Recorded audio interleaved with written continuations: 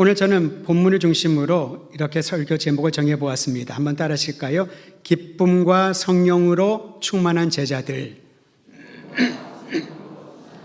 한 번 더 합니다. 기쁨과 성령으로 충만한 제자들. 이것이 바로 제자들의 삶이요 교회의 모습이라고 할 수가 있습니다. 어떤 사람이 그리스도의 제자일까? 어떤 교회가 참된 교회라고 말할 수 있을까? 기쁨이 충만하고 성령이 충만한 교회, 기쁨과 성령이 충만한 사람들, 그들이 그리스도의 제자, 그리스도인이라고 말할 수 있다는 거지요. 오늘 성경에 보니 바울과 바나바가 비시디아 안디옥에 도착했다라고 말합니다. 비시디아 안디옥은요, 우리가 잘 알고 있는 최초의 이방인 교회, 안디옥 교회랑 다른 지역입니다. 그 지역은 시리아 지역에 있는 안디옥이고요. 비시디아 지역이라고 하는 것은 소아시아 지역에 있는 갈라디아 지역 아래에 있는 도시인데 그곳에 바울과 바나바가 1차 전도 여행 때 들어가게 됩니다. 마침 안식일이었습니다. 안식일이 되자 회당에 유대인들이 모여서 예배를 드리게 되죠. 예루살렘의 성전 예배는요, 희생 제물이 중심이었습니다. 제사장들이 반드시 있어야 됐고 절차에 따라서 희생 제물을 드리는 것, 거기에 동참하는 예배였습니다. 그러나 바벨론 포로기 이후에 본국을 떠난 유대인들이 각자가 있는 곳에서 예루살렘으로 돌아갈 수 없으니까 그곳에서 모여서 하나님께 예배를 드렸지요. 그래서 모인다, 모임이란 뜻을 가진 회당 예배가 시작된 것입니다. 바벨론 포로기가 끝났습니다. 그러나 여전히 해외에 있는 디아스포라 유대인들은 회당에 모여서 안식일마다 모여서 하나님께 예배를 드렸습니다. 성전 예배와 달리 회당 예배는 구약에 있는 율법과 예언서 말씀을 읽고 또 그 말씀에 대한 간략한 해석과 적용이 진행되면서 예배를 드리게 되었던 것입니다. 성전 예배와 완전히 달랐지요. 그러나 하나님의 살아계심고 하나님의 말씀이 우리의 삶을 주관한다는 것을 그들은 갈망하며 예배를 드렸던 것이지요. 게다가 관행에 의하면은 회당을 주관했던 회당장이 그곳에 순례객들이나 여행객들이 왔을 때 그들에게 그날 읽은 말씀과 관련해서 권면이나 또 나눌 말이 있으면 할 수 있도록 기회를 주었습니다. 이게 회당 예배의 독특성이라고 할 수가 있죠.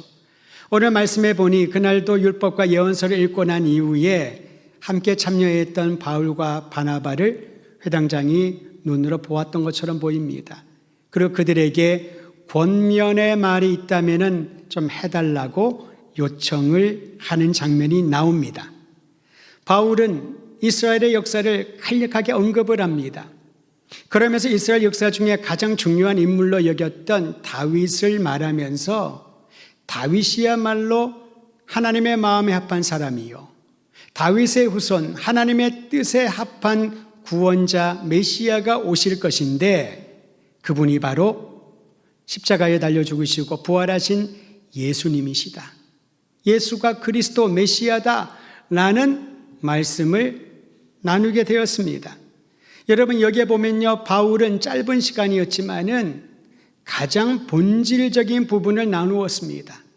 하나님의 구원 계획에 대하여, 생명에 대하여, 그 생명을 잃어버릴 수밖에 없었던 죄의 심각한 문제성에 대하여 얘기를 하면서 하나님이 보내신 하나님의 뜻에 합한 메시아가 오셨으니 그분이 예수 그리스도라고, 논쟁이 될 만한 어떤 얘기들을 전혀 언급하지 않았습니다.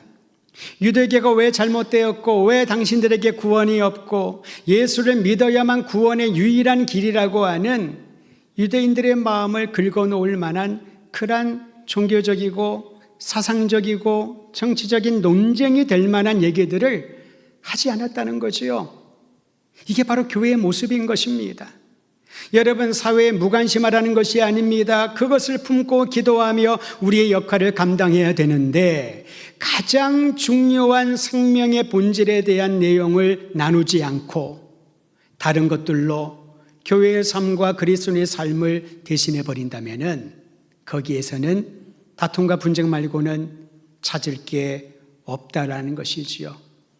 더 놀라운 일이 생겼습니다. 바울이 전한 복음의 메시지를 듣고 난 이후 회당에 모여있던 사람들이 큰 깨우침을 갖습니다. 감동을 받습니다. 전혀 알지 못하는 이 여행객들, 순례객과 같은 두 사람이 전하는 메시지가 그들에게 하나님의 구원에 대한 마음이 새로워지는 것을 경험했던 것이지요. 그리고 이렇게 요청합니다. 다음 안식일에도 와서 우리에게 하나님 말씀을 좀 전해달라고. 이러한 일들은 흔하지가 않았습니다. 사람들이 감동을 받자 다시 한번 그 말씀을 듣고 싶어서 일주일 뒤를 기약하며 흩어졌던 것이지요. 근데 여러분, 일주일이 지난 다음, 그 다음 안식일에 어떤 일이 일어났냐면요, 엄청나고 놀라운 일이 발생했습니다. 우리 함께 오늘 본문 첫 절인 44절 말씀을 한 목소리로 읽겠습니다. 44절 시작. 그 다음 안식일에는 온 시민이 거기다 모여 하나님의 말씀을 듣고자 하여 모이니, 어떤 일이 일어났냐면요, 첫 번째 방문했을 때의 회당에서의 안식일의 예배에는 모여있는 사람들에게 하나님의 구원의 말씀을 나눌 기회가 주어졌는데, 그들의 요청으로 일주일 뒤에 다시 모이기로 해서 가보니까 비시디의 안디옥에 살고 있는 대부분의 사람이, 온 시민이라고 성경에 써 있죠. 대부분의 사람들이 바울과 바나바로부터 하나님의 말씀을 듣기 위하여 모였던 것입니다. 이게 얼마나 놀라운 일인가요? 예를 들면 회당장을 중심으로 어떤 특별한 집회 준비를 하고 강사하는 바울과 바나바요, 여러분 놀라운 메시지를 들을 것입니다. 이 기회는 또 오지 않습니다. 전심으로 참여하십시오. 조직을 동원하여 마을마다 구획마다 참여할 사람들의 명단을 확인을 하고 몇 명이나 올 수 있을까 고심하면서 광고하거나 행사를 준비한 것이 아니었습니다. 소수의 사람들이 하나님의 말씀을 듣고 감동과 변화가 일어나자 일주일 동안, 짧은 시간 동안 온 시민들이 함께 나와 모여 하나님의 말씀을 듣고자 하는 그러한 일이 일어나게 된 것이지요. 이것을 우리는 기적이라고 말합니다. 사람의 노력과 사람의 애씀으로 이루어질 수 있는 그런 차원이 아니지요. 그들이 뭐 할 일이 없었겠습니까? 그들이 얼마나 개인적인 일정들이 있었을까요? 그러나 대부분의 사람들이 모일 정도로 비시디의 안디옥에는 바울과 바나바를 통하여 생명의 복음을 듣고자 하는 영적인 분위기가 마련된 것입니다. 할렐루야. 이것을 우리는 성령의 역사라고 말해도 틀리지 않을 것입니다. 사람이 한 것이 아닙니다. 바울과 바나바가 한 것도 아니었습니다. 어떤 주변의 무리들이 한 것도 아니었습니다. 하나님께서 각 사람의 마음을 움직여주시고 그들의 발걸음을 옮겨주시고 간절한 마음으로 마음을 열고 하나님의 말씀을 받고자 하는 위대한 일이 일어난 줄 믿으시기를 바랍니다. 저는 이 말씀을 묵상을 하면서 오늘날도 동일한 성령의 역사가 일어나고 더 강력하게 일어날 것인데, 살아계신 성령님께서 딱딱하고 메마른 심령을 감동 감화시키시사 하나님의 말씀 복음을 듣고 예수님을 구주로 고백하는 놀라운 부흥의 역사가 오늘 이 시대 우리의 눈앞에 펼쳐지기를 간절히 소망해야 할 것입니다. 엄청난 군중들이 모이자 모두가 좋아하지는 않았다고 합니다. 그것을 본 유대인들이 시기심이 북받쳐 올랐습니다.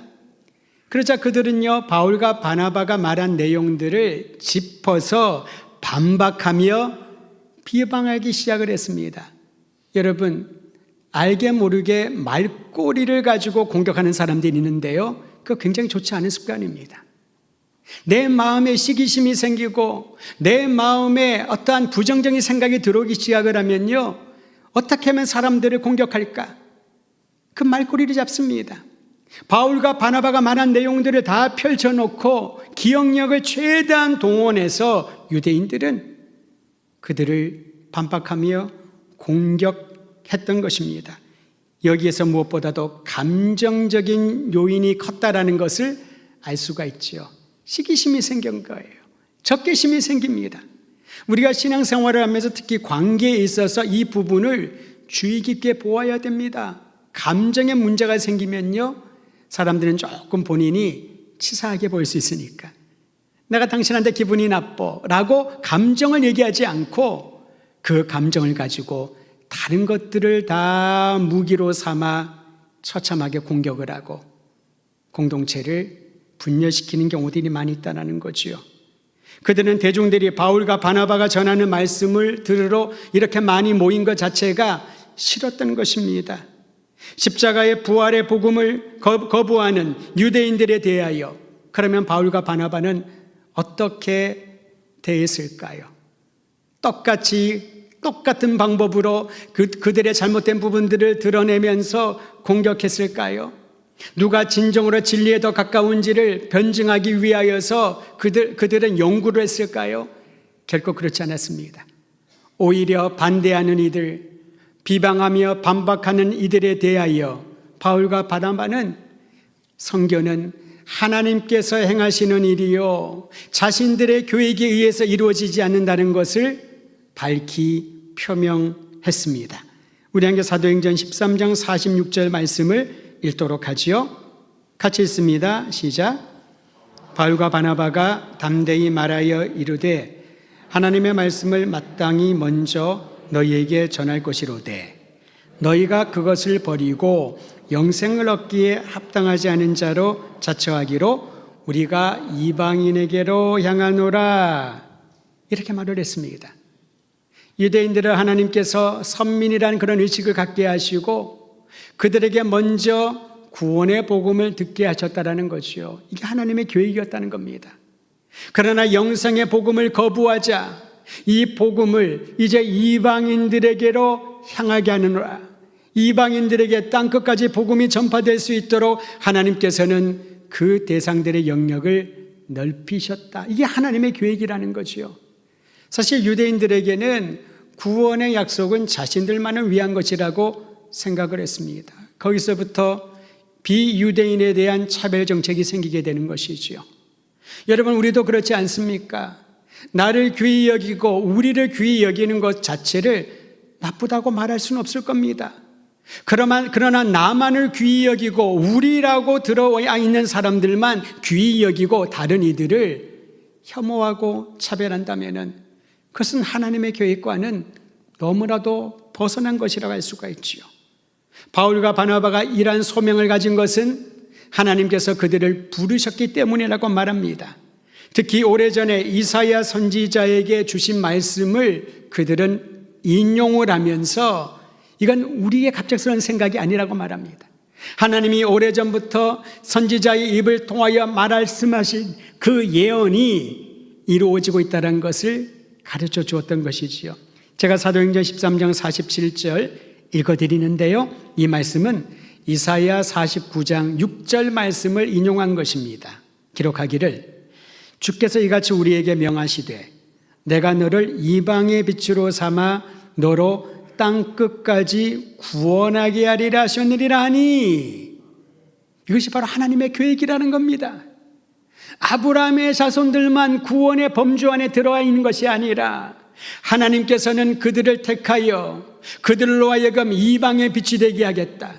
하나님이 여러분과 저를 택하여 예수 믿게 하고 그리고 우리를 통하여 이방의 빛이 되게 하시겠다. 하나님이 주도하시는 놀라운 선교의 계획인 줄 믿으시기를 바랍니다. 문제는 우리가 알지 못하고 주님 저는 아니에요. 절 말고 다른 사람을 사용하세요. 저에게는 다른 일들을 맡기시는 게 좋아요 라고 나의 계획을 가지고 하나님의 계획을 맞닥뜨리기 시작을 하면 주님께서는 거기에 우리를 억압을 하거나 억지로 목줄을 메고 끌어가지 않는다는 겁니다. 영생의 복음을 거부한 자, 하나님의 부르심과 사명을 거부하면은 주께서는 다른 형태, 다른 사람들을 통하여 방향을 트신다라는 것이지요. 선민사정에 사로잡혀 있던 이들에게는 이 말씀이 내키지 않는 것처럼 느껴졌을 겁니다. 너로 이방의 빛을 삼겠다. 너희가 영생의 복음을 거부하였기 때문에 이방인에게로 향하노라. 이 말을 듣고 좋아할 사람이 어디 있겠습니까? 그러나 여기에서 성경은 가르쳐 줍니다. 구원의 복음은 특정 민족만을 위하지 않고 특정 장소에만 머물지 않는다라는 것이지요.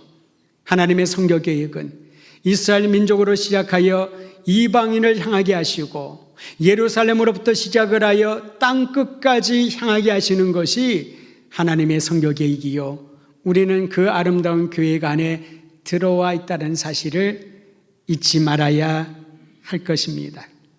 바울과 바나바는 반대를 부딪히자 하나님의 인도하심을 따라 이방인에게 방향을 향하게 하는 주님의 뜻을 알고 순종하게 됩니다. 하나님이 주도하신 일이기 때문에 내가 가지 않은 곳, 알지 못하는 사람들이라 할지라도 그 모든 막연함과 두려움을 딛고 나갈 수 있는 용기와 믿음을 더하여 주시는 겁니다. 수많은 장애물이 있어도, 걸림돌이 놓여 있더라도 하나님의 선교의 역사는 멈추지 않음을 믿고 여러분 그 일에 동참하기를 주의 이름으로 축원드립니다. 예수님이 이런 말씀을 하셨는데요, 사람들이 침묵하면 돌들이 소리 지를 것이다. 내가 침묵하면 하나님이 돌들을 통해서도 복음의 능력을 선포하게 하실 것이다 라는 것이지요. 나의 자격을, 나의 능력을 나의 마음보다 더 중요한 것이 있습니다. 하나님께서 원하시는 일, 하나님이 주도하시는 복음 전도의 현장에 여러분과 제가, 우리 교회가 기쁨으로 동참하게 되기를 간절히 소망합니다. 이것이 최고의 영예 아니겠습니까? 이처럼 복음이 전파되는 현장에서 우리가 배우는 것들에 대하여 사도행전 오늘 본문은 몇 가지를 가르쳐 줍니다. 첫 번째는 하나님께서 선교의 주체라는 사실 계속 강조하고 있습니다. 사도들이 머리를 맞대고 선교의 전략을 짜지 않았습니다. 전적으로 하나님이 이끄시는 대로 순종하며 따랐을 뿐이죠. 여러분, 순종은요, 순종의 학교에 들어가면은 입학식은 있지만은 졸업식은 없습니다. 보통 학교는 입학하면 졸업이 있잖아요. 졸업장을 받습니다. 충분한 자격을 구비했다고. 그러나 신앙의 여정 가운데 우리가 배워야 될 순종의 학교는 분명히 입학식은 있지만은 졸업식이 없습니다. 마지막 순간 주님을 배울 때까지 순종을 연습하고 훈련받고 순종의 길을 걸어야 된다라는 것이지요. 그렇다고 우리에게 아무것도 계획하지 말고 무조건 따르라, 그것을 하나님 말씀하지 않으십니다. 사람이 계획할지라도 그의 걸음을 인도하시는 분은 하나님이시다라는 잠언의 말씀을 기억하며 우리는 기도하며 하나님의 지혜로 계획하고 준비하고 모든 것들을 구비하는 데 힘을 쏟아야 할 것입니다. 그러나 처음과 과정과 마지막, 그리고 그 방향을 바꾸는 것까지도 하나님께 속한 것인 줄을 알고 늘 겸손히 순종하는 그러한 믿음이 있어야 할 것입니다. 이처럼 하나님이 주도하시는 선교에 대한 믿음이 없으면은 무슨 일을 할 때인지 불안합니다. 걱정이 되지요. 염려되지요. 이 일을 하나님이 정말 기뻐하실까? 이 일을 할 수 있을까? 그런 생각들이 먼저 들어오지 않겠습니까? 그래서 새로운 일들을 시도하지 않습니다. 항상 우리의 삶과 신앙은 예전의 기준에 맞춰 있다는 거죠. 전에는 이렇게 하지 않았는데, 전에는 이런 것들을 해본 적이 없는데, 그러면 새로운 일들은 아예 경험하지도 못하게 될 것입니다. 그래서 충분히 이해가 됩니다. 걱정이 되는 거죠. 불안합니다. 이렇게 하면 괜찮을까라는 염려들이 생기게 되는 거지요. 저는 우리 더드림의 성도들이 소그룹을 모이거나 또한 각 부서에서 또 각 기관에서 기도를 하며 주님의 뜻을 구하며 나아갈 때, 형식적으로 시작할 때 기도하고 마칠 때 기도하는 것으로 끝나지 않기를 바랍니다. 우리의 대화 가운데 함께 하시고 우리에게 말씀하시고 우리에게 할 바를 깨우쳐 주시는 성령 하나님의 음성에 예민하게 귀 기울일 수 있는 아름다운 공동체가 되기를 간곡히 소망합니다. 생명의 복음이 이방 세계까지 전파될 것이다, 이 말을 듣고 어떤 반응을 보였을까요? 13장 48절입니다. 이 말씀은 같이 읽도록 하지요. 시작. 이방인들이 듣고 기뻐하여 하나님의 말씀을 찬송하며 영생을 주시기로 작정된 자는 다 믿더라. 여기에 핵심은 여러분, 영생을 주기로 하나님께서 작정하셨다는 겁니다. 그리스도 예수를 믿는 이들에게 그 믿음으로 인하여, 그 이름으로 인하여서 우리에게 영생을 주시기로 하나님은 작정하셨으니, 오직 믿으면 너희들이 이방인이든 너희들이 어떤 삶을 살고 있든 그것에 개의치 아니하고 하나님의 자녀가 된다고 하니 얼마나 기뻤을까요? 얼마나 행복했을까요? 이 놀라운 행복감이 우리 안에 임하였음을 감사드립니다. 이 말씀을 듣고 난 이후에 여러분 어떤 결과가 일어났냐면요, 49절, 주의 말씀이 그 지방에 두루 퍼지니라. 강력한 반대가 있었지만은 하나님께서는 오히려 그 주변 지역에까지 생명의 복음이 널리 퍼지는 것을 보게 하셨습니다. 우리는 이것을 부흥이라고 얘기를 합니다. 영적인 부흥이라고 합니다. 저는 오늘 이 시대에 살고 있는 우리 모든 성도들에게 과거에 내가 경험했던 그 부흥의 역사와 비교할 수 없는, 너무나도 새롭고 너무나도 놀랍고 너무나도 하나님이 강력하게 역사하시는 부흥의 역사를 우리 교회가, 우리 성도들이 경험하게 되기를 주의 이름으로 축원드립니다. 이 기대감이 없으면은 그때가 좋았는데, 그때 내가 은혜로웠는데, 그때가 교회의 절정이었는데, 이것은 하나님이 행하시는 새로운 일에 대한 기대감을 막아버리는 불필요한 생각이 될 것입니다. 또한 복음이 전파되는 곳마다 반대하는 이들이 늘 도사리고 있다는 것도 배우게 되지요. 50절에 보면요, 여러분, 유대인들이 거칠게 반대하면서 결국은 바울과 바나바를 쫓아내지 않습니까? 왜 그럴까요? 사람들은 주목받기를 좋아합니다. 모든 사람들이 내가 말하는 것, 내가 생각하는 것, 내가 속한 조직에 집중되기를 참 좋아합니다. 종교적 신념을 지키기 위하여 수단 방법 가리지도 않습니다. 그래서 오늘 성경에 보니까요, 군중을 선동합니다. 강력한 힘이 있는 사람들, 귀부인들, 정치적인 영향이 있는 자들을 통하여서 사람들을 선동을 하게 됩니다. 그리고 거짓말을 진실인 것처럼 말을 합니다. 문제는요, 그걸 사람들이 믿는다는 거죠. 저건 안 믿을 것 같은데, 저 누가 봐도 거짓말인데. 근데 이 거짓의 힘은요, 얼마나 강력한지 진실을 말해도 거짓말이 더 크게 보일 때가 있죠. 사람들의 마음이 선동되어지고 그 분위기에 휩싸이게 되면은 진실과 진리를 구분할 수 있는 통찰력을 잃어버리게 됩니다. 그래서 성령의 충만함을 입는 것이 중요한 것입니다. 하나님의 영으로 충만하면요, 모두가 아니라더라도, 여러분 가데스 바네아에서 12명의 정탐꾼이 그 땅을 정탐하고 난 다음에 보고하지 않습니까? 10명이 안 된다고 합니다. 우리가 가면은 메뚜기 같아서 아무것도 못하고 그냥 죽어버릴 거라고, 올라가지 마십시다. 근데 두 사람은 다르게 얘기를 합니다. 진실을 얘기를 합니다. 하나님의 영으로 충만해야 거짓을 능가할 수 있는 진실이 나타나는데, 오늘 말씀해 보니 오히려 선동당한 수많은 사람들에 의하여 그리스도의 복음이 힘을 잃는 것처럼 보이지요. 근데 결코 그렇지 않습니다. 이 또한 하나님이 주도하시는 선교의 흐름인 것을 보게 됩니다. 왜냐하면 여러분, 한 주일 만에 수많은 사람들이 모였으니 사역자의 마음에 얼마나 생각들이 많을까요? 자, 여기서 하면은, 여기를 선교 베이스로 삼으면은 엄청난 일을 하겠는데, 반대하는 사람도 있지만은 지지하는 사람들도 상당히 많으니 그러한 교육들을 하지 않을까요? 그건 사람의 교육이라는 거죠. 오히려 박해가 임하고 반대자들이 목소리를 키우고 순수한 사람들의 마음을 선동하여서 반대의 힘을 키우게 되자 바울과 바나바는요, 발에 티끌을 떨어버리고 이고니온이라고 하는 도시로 가서 복음을 전하게 됩니다. 이것이 바로 하나님의 주도하시는 사역인 것이지요. 미련을 남기지 않습니다.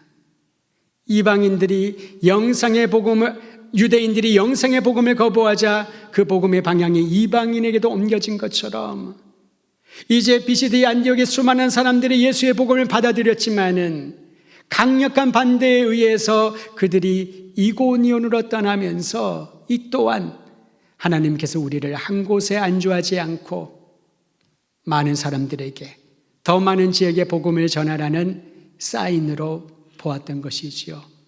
성령으로 충만한 바울과 바나바였기 때문에 가능한 일이었습니다. 그 다음에 어떤 일이 있었는지 오늘 성경 마지막 구절은 이렇게 말합니다. 52절 같이 읽지요. 시작. 제자들은 기쁨과 성령이 충만하니라.